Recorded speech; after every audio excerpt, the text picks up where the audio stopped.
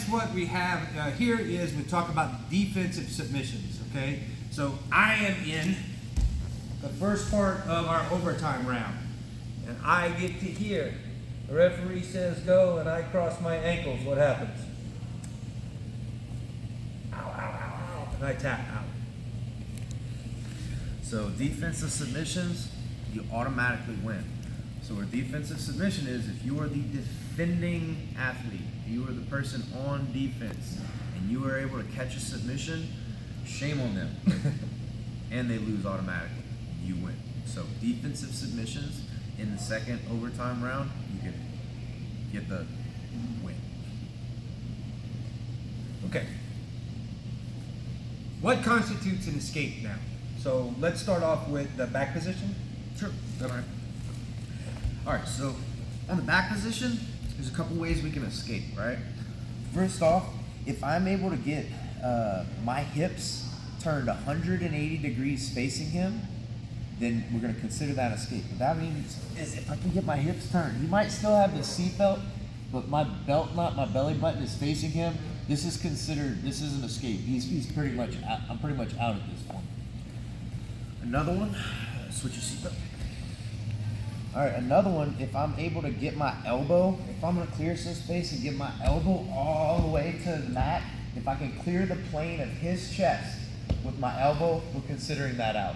Can you come up right here for us? Mm-hmm. He's got my back. Once I get this elbow down across the plane of his back, I'm out. All right. If I have the back position and maybe he's able to slip one hook, or he's able to slip a hook and maybe the other control. If I have two control points, we're good. But if he's able to slip the foot off of here, bomb, he's out. Or if he's able to slip the underhook, he's out. All right, so loss of diagonal control on the back, that's another way to escape. Okay, so what we're talking about is you have a hook here and a hook here. So I got 1 and 2. This is diagonal control. I got 2 points right here, we're good. Yeah, you're good. Your elbow cleared the plane. Okay. So we're good off of that. Or if I just sit out. Yeah, you're good now. All right, so that was our back control. And now armbar. All right, so if he's armbarring me, we all know, go ahead and get it over. If I get my elbow free, he can always pull it back in and finish the armbar. So not only do you have to clear your elbow, but you have to clear your head too, over this leg. So if I get my elbow through, and I'm able to clear my head, we're good to go. Or if I get my elbow through, and I'm able to clear my head, we're good to go. All right, the last thing for the armbar, let's say we end up in a top lock position. Oh, here. So we're here in this top lock position. I'm not out until I square my shoulders into the guard.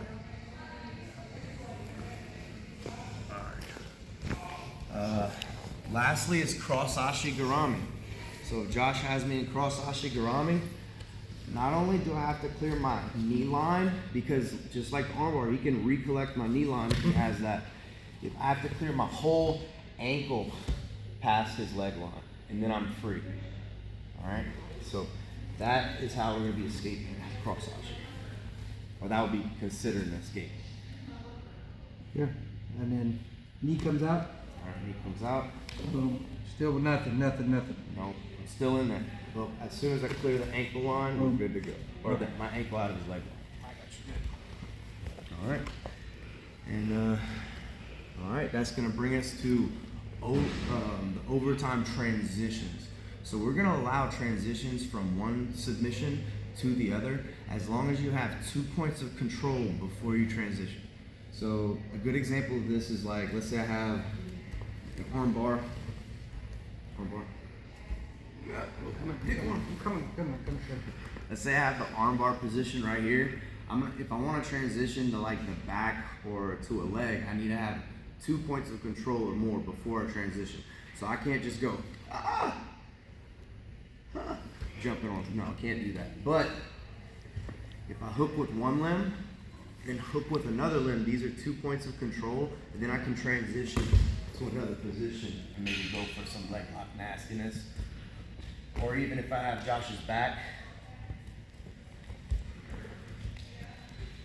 and I want to transition to the arm, if I have the 1, 2 controls, arm and head, or 1,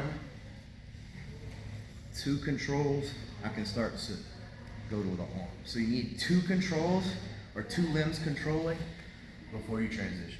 And the figure 4 lock would fall into that category because A figure 4 lock? Yeah, so if I'm here and I go figure 4, this is 1 and 2, I can go boom right there. So referees better be on point. Yeah.